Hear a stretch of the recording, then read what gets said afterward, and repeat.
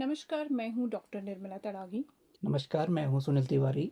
नमस्कार, मैं हूं doctor Harimohan Bhandari, department of remote sensing and GIS से। और हम आपका स्वागत करते हैं आपके अपने सामुदायिक radio channel hello Haldwani 91.2 FM पर।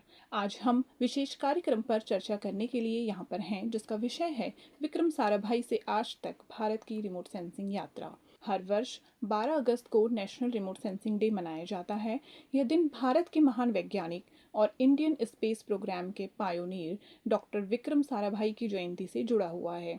लेकिन सवाल यह है कि आखिर 12 अगस्त को रिमोट सेंसिंग से क्यों जोड़ा गया। साराभाई जी की सोच केवल अंतरिक्ष तक पहुंचने की नहीं थी। वे स्पेस टेक्नोलॉजी को देश के विकास और आम लोगों की ज़रूरतों से जोड़ना चाहते थे। आज हम सैटेलाइट की मदद से agriculture, forest, water resources, environment और डिजास्टर मैनेजमेंट जैसे अनेक क्षेत्रों को मॉनिटर कर सकते हैं। तो क्या हम ये कह सकते हैं कि आज की रिमोट सेंसिंग उसी विजन की आगे बढ़ती हुई कहानी है? सबसे पहले हमारे लिसनर्स को सरल शब्दों में बताते हैं कि रिमोट सेंसिंग आखिर है क्या। आज की बातचीत यहीं से शुरू करते हैं। अगर बहुत सरल शब्दों में कहें तो रिमोट सेंसिंग का अर्थ है बिना किसी वस्तु या स्थान के सीधे संपर्क में आए उसके बारे में इंफॉर्मेशन प्राप्त करना। हमारी आंखें भी एक तरह का नेचुरल सेंसर्स हैं। हम किसी पेड़, पानी या बिल्डिंग को देखकर उसके बारे में इंफॉर्मेशन प्राप्त करते हैं। इसी तरह सैटेलाइट में लगे सेंसर पृथ्वी की सतह से आने वाली इलेक्ट्रोमैग्नेटिक एनर्जी को डिटेक्ट और रिकॉर्ड करते हैं। अलग अलग ऑब्जेक्ट जैसे वेजिटेशन, वाटर, सॉइल और बिल्डिंग एनर्जी को अलग अलग तरीके से रिफ्लेक्ट या इमिट करते हैं। सेंसर्स इन डिफरेंसेस को रिकॉर्ड करते हैं। बाद में इस डेटा को कंप्यूटर और सॉफ्टवेयर की मदद से प्रोसेस और एनालाइज किया जाता है। यानी सैटेलाइट हमें केवल एक इमेज नहीं देती, बल्कि उस इमेज के अंदर मौजूद इंफॉर्मेशन को समझने का अवसर देती है। सुनील जी की बात को आगे बढ़ाते हुए मैं ये जोड़ना चाहूँगा कि रिमोट सेंसिंग की असली ताकत तब दिखाई देती है जब इस इन्फॉर्मेशन को किसी रियल वर्ल्ड प्रॉब्लम से जोड़ा जाता है।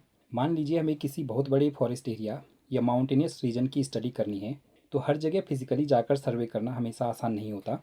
तो ऐसे में सैटेलाइट डेटा हमें और बड़े एरियाज़ को रिलेटिवली जल्दी और ऑब्जर्व करने की सुविधा देता है, और यही बात उत्तराखंड जैसे माउंटेनियस स्टेट में और महत्वपूर्ण हो जाती है।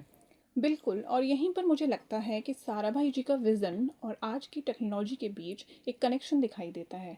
उस समय सवाल था कि स्पेस टेक्नोलॉजी का उपयोग देश के विकास के लिए कैसे किया जाए, और आज हम देखते हैं कि अर्थ ऑब्जर्वेशन डेटा एग्रीकल्चर से लेकर इन्वायरमेंटल मॉनिटरिंग और डिजास्टर मैनेजमेंट तक कई क्षेत्रों में उपयोग हो रहा है। क्या रिमोट सेंसिंग में केवल वर्तमान स्थिति को देखना महत्वपूर्ण है, या हम इसके माध्यम से चेंजेस को भी समझ सकते हैं? जी, चेंजेस को समझना रिमोट सेंसिंग का एक महत्वपूर्ण हिस्सा है। अगर हमारे पास किसी एरिया की अलग अलग समय की सैटेलाइट इमेजरी उपलब्ध है तो हम उनके बीच डिफरेंसेस को एनालिसिस कर सकते हैं। उदाहरण के लिए किसी शहर का एक्सपेंशन, फॉरेस्ट कवर में बदलाव, वाटर बॉडीज का परिवर्तन, एग्रीकल्चर लैंड में बदलाव या किसी लैंडस्केप में होने वाले अन्य परिवर्तन। इस तरह रिमोट सेंसिंग हमें केवल यह नहीं बताती कि आज क्या है, बल्कि यह भी समझने में मदद करती है कि समय के साथ क्या बदल रहा है। और यही कैपेबिलिटी डिजास्टर मैनेजमेंट में भी बहुत यूज़फुल हो सकती है। उत्तराखंड में landslide, flash floods, cloud burst, forest fires जैसी घटनाएं आम बात हैं। तो किसी डिजास्टर के बाद अफेक्टेड एरिया तक तुरंत पहुंचना कई बार डिफ़िकल्ट होता है। तो ऐसे समय में सैटेलाइट इमेजरी से अफेक्टेड लोकेशंस और डैमेज एक्सटेंट को जल्दी अंडरस्टैंड और मैप करने में सहायता मिल सकती है। लेकिन रिमोट सेंसिंग की भूमिका केवल डिजास्टर के बाद शुरू नहीं होती। हिस्टोरिकल डाटा और करंट ऑब्जर्वेशन को एनालिसिस करके वनरेबल एरिया की पहचान और प्रिपेयरनेस को बेहतर बनाने में भी इसका उपयोग किया जा सकता है। यानी हम कह सकते हैं कि रिमोट सेंसिंग की भूमिका डिजास्टर रिस्पॉन्स से आगे बढ़कर डिजास्टर प्रिपेयरनेस तक पहुंच रही है। लेकिन आज टेक्नोलॉजी भी बहुत तेज़ी से बदल रही है। रिमोट सेंसिंग अब केवल सैटेलाइट इमेजरी तक सीमित नहीं है। GIS, artificial intelligence, machine learning और एडवांस डेटा एनालिसिस भी इसके साथ जुड़ रहे हैं। इससे रिमोट सेंसिंग में क्या बदलाव आ रहा है? अगर हम बदलाव की बात करें तो इससे सबसे बड़ा बदलाव डेटा एनालिसिस की स्पीड और स्केल में आया है। आज हमारे पास बहुत बड़ी मात्रा में सैटेलाइट डेटा उपलब्ध है। इतने बड़े डेटा सेट्स को मैनुअली एनालाइज करना मुश्किल हो सकता है। आर्टिफिशियल इंटेलिजेंस और मशीन लर्निंग की मदद से land cover classification, change detection और अलग अलग फीचर्स की आइडेंटिफिकेशन जैसे कम अधिक एफिशिएंटली किए जा सकते हैं। लेकिन टेक्नोलॉजी जितनी एडवांस हो रही है उतना ही ज़रूरी है कि हम डेटा की क्वालिटी और लिमिटेशन को भी समझें। बिल्कुल, हमें एआई पैटर्न्स आइडेंटिफाई करने में भी मदद कर सकता है, लेकिन साइंटिफिक इंटरप्रिटेशन और वैलिडेशन अभी भी बहुत महत्वपूर्ण है। हमें ये जानना ज़रूरी है कि डेटा कहाँ से आया है, इसका रेजोल्यूशन क्या है, उसकी लिमिटेशंस क्या हैं और एनालिसिस का रिजल्ट कितना रिलायबल है। इसलिए फ्यूचर शायद ह्यूमन वर्सेस एआई का नहीं बल्कि ह्यूमन एक्सपर्टीज़ प्लस एआई का होगा।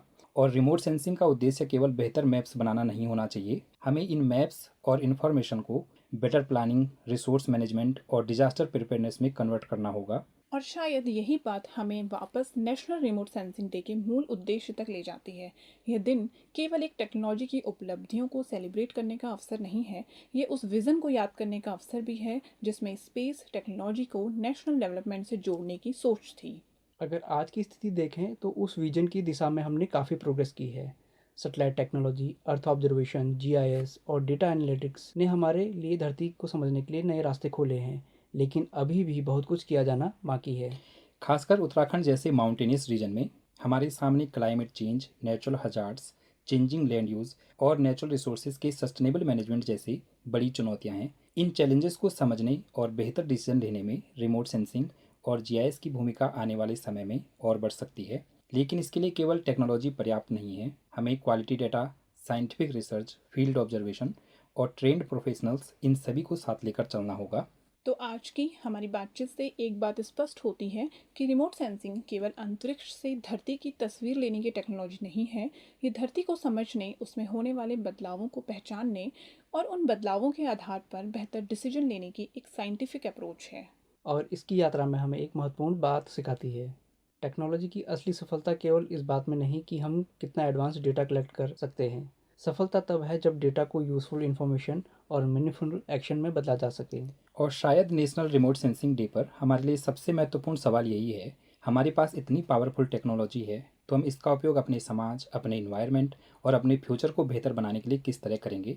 अगर रिमोट सेंसिंग हमें पास्ट को समझने, प्रेजेंट को मॉनिटर करने और फ्यूचर के लिए बेहतर प्लानिंग करने में मदद कर सकती है, तो इसका सबसे बड़ा उद्देश्य टेक्नोलॉजी से आगे बढ़कर एक सेफर और सस्टेनेबल फ्यूचर बनाना होना चाहिए। तो आप सभी को नेशनल रिमोट सेंसिंग डे की हार्दिक शुभकामनाएं। धन्यवाद। नमस्कार।